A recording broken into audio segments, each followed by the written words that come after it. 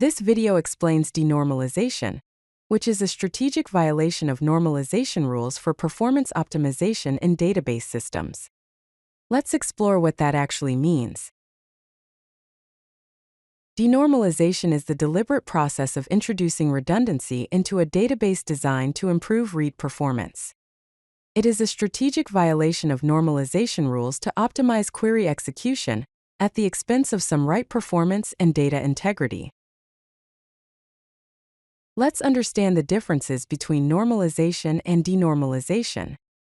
Normalization eliminates data redundancy, ensures data integrity, optimizes for write operations, and reduces storage requirements. However, it can lead to complex queries with many joins. Denormalization, on the other hand, optimizes for read operations, reduces query complexity, and needs fewer joins. However, it introduces data redundancy and increases update complexity. Let's understand when to use denormalization. Key scenarios include read-heavy workloads with few updates, performance-critical applications, reporting and analytics systems, complex queries with many joins, and high-traffic applications. Consider denormalization when read operations significantly outnumber write operations, for example 90 to 10 or higher. Denormalization can reduce query execution time by 10 to 100 times for complex read operations. Balance between query performance, storage costs, and data integrity requirements. So choose wisely. Some common techniques for denormalization are duplicating data, which means storing the same data in multiple tables to avoid joins. For example, storing customer name in both orders and invoices tables.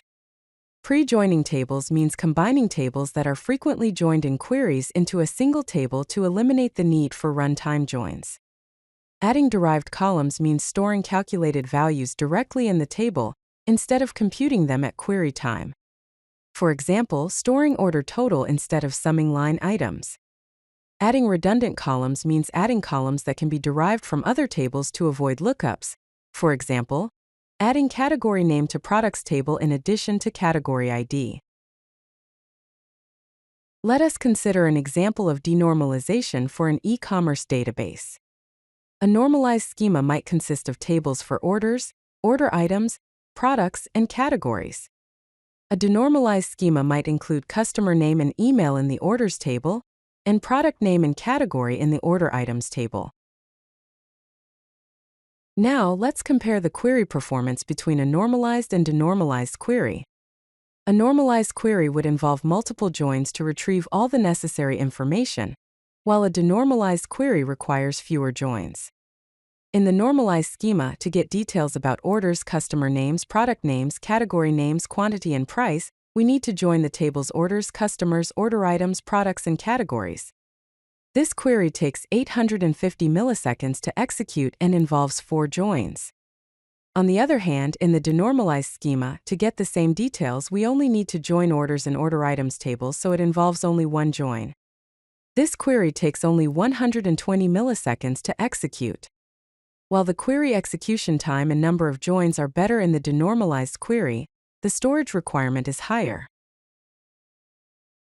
Denormalization also poses several challenges.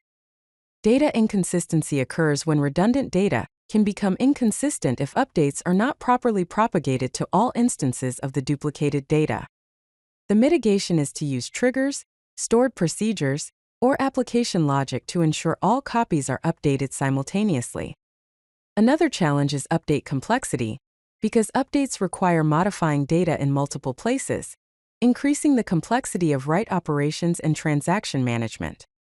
To mitigate this, implement atomic transactions and carefully design update operations to maintain consistency. Increased storage is another challenge because redundant data increases storage requirements, which can impact costs and backup or recovery times for large databases. To mitigate this, selectively denormalize only the most frequently accessed data and monitor storage growth. Schema complexity is another challenge because denormalized schemas can be more difficult to understand, maintain, and evolve over time as application requirements change. Document the denormalization decisions, Maintain clear naming conventions, and create comprehensive data dictionaries to mitigate this. Measure before and after to benchmark performance to validate improvements. Target specific bottlenecks and only denormalize where it provides clear benefits. Document all denormalization decisions and their rationale. Implement robust update mechanisms to maintain data consistency. Consider materialized views as an alternative to physical denormalization. Balance read performance gains against write operation complexity. In summary, denormalization is a strategic trade-off between read performance and data integrity. It works best for read-heavy workloads where query performance is critical. Always measure actual performance to validate your denormalization decisions. Avoid denormalization when write operations are frequent, data consistency is paramount, storage costs are a significant concern, or other optimization techniques haven't been explored.